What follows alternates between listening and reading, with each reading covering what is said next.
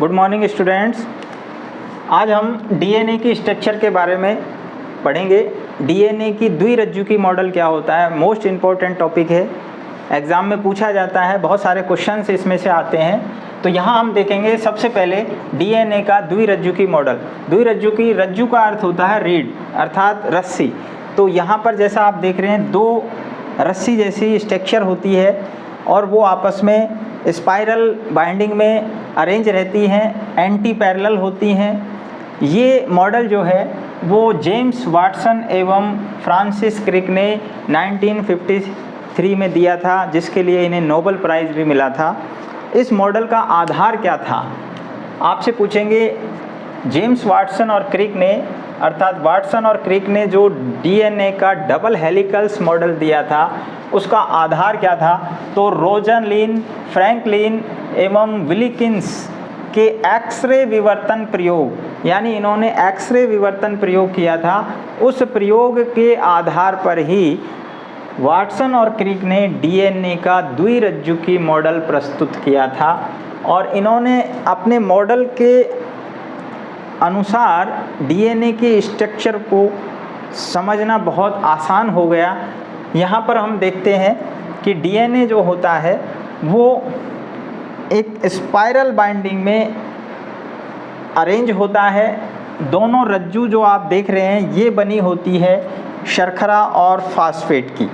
तो यहाँ आप देख रहे हैं डीएनए की जो मुख्य रीढ़ होती है, यहाँ पर आप देख रहे हैं डीएनए की रीढ़ अर्थात डीएनए की जो आधार होता है, जिसे हम उसकी बैकबोन भी कहते हैं। क्या कहते हैं? बैकबोन, ठीक है, रीढ़। तो ये जो है किसकी बनी होती है? फास्फेट और शर्करा की। फास्फेट शर्करा, फास्फेट शर्करा। यहाँ आप देख सकते हैं फास्फेट शर्करा, फास्फेट शर्करा, इस तरह से लगातार ये अरेंज होती हैं। और ये दोनों किससे जुड़े हुए होते हैं? फास्फोडाइएस्टर बॉन्ड से। किससे जुड़े होते हैं? फास्फोडाइएस्टर बॉन्ड से। ये हमने पिछली वीडियो में भी देखा था। फिर आप देख रहे हैं यहाँ पर नाइट्रोजन क्षारक जो हैं वो जुड़े होते हैं ग्लाइकोसिडिक बॉन्ड से। ओके, नाइट्रोजन क्षारक शर्करा से ग्लाइकोसिडिक बॉन्ड के द्वारा जुड़े रहते हैं। दो नाइट्रोजन क्षारकों के बीच में जो बॉन्ड होते हैं उसे हम हाइड्रोजन बॉन्ड कहते हैं। एडेनिन हमेशा 2 हाइड्रोजन बॉन्ड से थाइमिन से जुड़ेगा, जबकि ग्वानिन 3 हाइड्रोजन बॉन्ड से साइटोसिन से जुड़ेगा। यहाँ पर आप देख रहे हैं कि एक डीएनए के कुंडलन की बात करें हम, यहाँ से यहाँ तक, ठीक है, ये एक कुंडलन है। तो ये दीर्घ कुंडलन जिसे अपन कह रहे हैं, ये दीर्घ कुंडलन है, ठीक है। यहाँ पर आप देख रहे हैं ये लघु खांच कहलाती है, लघु खांच, ठीक है, और ये दीर्घ खांच है। तो एक कुंडलन यहाँ से यहाँ तक आप देख रहे हैं, एक कॉइल है पूरा कंप्लीट। इसके अंदर 34 एंगस्ट्रम जो है इसकी लंबाई होती है, अर्थात 3.4 नैनोमीटर। अगर हम बात करें डीएनए के व्यास की, अर्थात इसकी जो चौड़ाई है वो कितनी होती है? 20 एंगस्ट्रम। 20 एंगस्ट्रम या इसे हम कहेंगे 2 नैनोमीटर डीएनए की चौड़ाई होती है। आपसे पूछा जाए डीएनए की चौड़ाई कितनी है, तो 2 नैनोमीटर। ये एक्सरे विवर्तन प्रयोग के द्वारा संभव हुआ। यहाँ पर एक कुंडलन के अंदर 10 नाइट्रोजन क्षारकों के युग्म होते हैं। 10 पेयर ऑफ नाइट्रोजन बेसिस। कितने पेयर्स होते हैं? 10 पेयर्स होते हैं। यहाँ से आप देख रहे हैं 1 2 3 4 5 आधे में और 1 2 3 4 5, यानी 5 आधे चक्र में और 5 आधे चक्र में, अर्थात पूरे एक कुंडलन के अंदर 10 नाइट्रोजन क्षारक होते हैं। कितने होते हैं स्टूडेंट्स? 10 नाइट्रोजन क्षारक होते हैं। अरे कितने होते हैं? 10 होते हैं। अब यहाँ पर आप देखिए, अगर 2 नाइट्रोजन क्षारकों के युग्म, यहाँ पर नाइट्रोजन क्षारकों को रिप्रेजेंट कर रहे हैं, ये जो ग्रीन रंग से आपको दिखाई गई हैं, ये नाइट्रोजन क्षारकों के पेयर को दर्शा रहे हैं। यहाँ पर दोनों के बीच की दूरी कितनी हो जाएगी? 3.4 एंगस्ट्रम, ठीक है। जब 10 नाइट्रोजन क्षारकों के मध्य की दूरी जो है वो 34 है, तो एक के बीच में कितनी हो जाएगी? यानी 2 नाइट्रोजन बेसेस की दूरी कितनी हो जाएगी? 3.4। ओके, अब यहाँ पर आप देख रहे हैं कि वाटसन और क्रिक ने ये कहा कि ये जो मॉडल है डीएनए का, ये एक सर्पिलाकार सीढ़ी के समान होता है।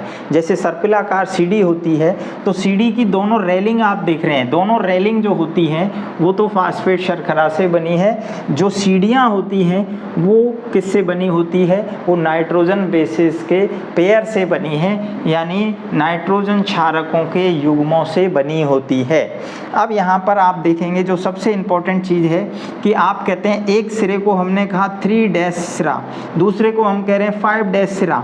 एक जो है, एक जो रीढ़ है यानी वो तो ऊपर की तरफ जा रही है, एक श्रृंखला जो कि पॉलीन्यूक्लियोटाइड की होती है वो ऊपर की ओर जा रही है जिसे हम कहते हैं 3', और एक नीचे की ओर आती है उसे हम कह रहे हैं 5'।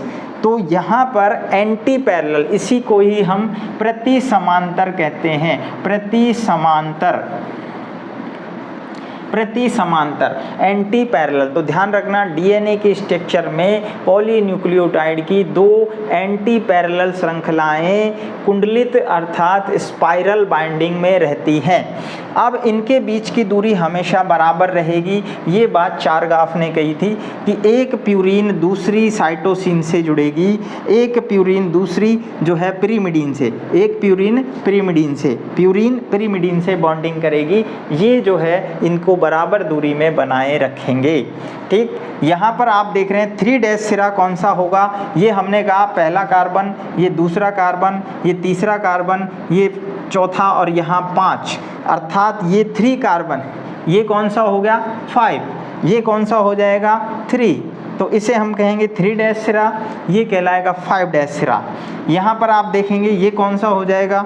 ये कौन सा होगा स्टूडेंट? ये होगा 5' सिरा, और ये कौन सा होगा? 3', क्योंकि ये कौन सा कार्बन है? ये यहाँ पर आप देख रहे हैं शर्करा नीचे की ओर निर्देशित है, ये वाली जो है श्रृंखला ऊपर की ओर है।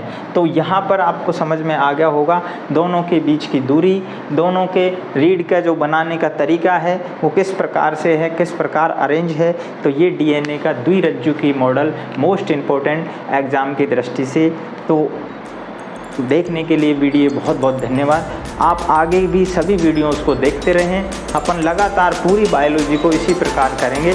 मिलते हैं नेक्स्ट वीडियो में।